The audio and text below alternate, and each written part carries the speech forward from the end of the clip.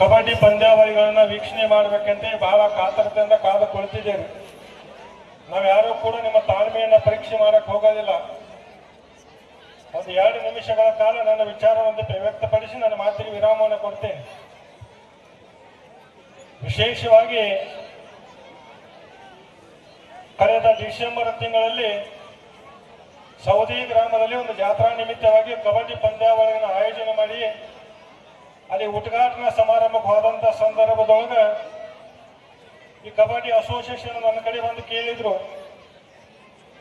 ದೊಡ್ಡ ಸಾವುಕಾರ ಹುಟ್ಟು ಹೋಗ್ಬೇಕು ಒಂದು ಅದ್ದೂರಿಯಾಗಿ ಕಬಡ್ಡಿ ಒಂದು ಪಂದ್ಯಾವಳಿಯನ್ನು ಆಯೋಜನೆ ಮಾಡುವಂತ ನಮ್ಮ ತಾಲೂಕಿನಾಗ ಅಂತ ಕೇಳ್ಕೊಂಡಾಗ ನಾನು ಕೂಡ ಒಪ್ಕೊಂಡು 10ನೇ ಒಳಗೆ ಮಾಡ್ಬೇಕಂತ ಯೋಚನೆ ಮಾಡಿದ್ವಿ.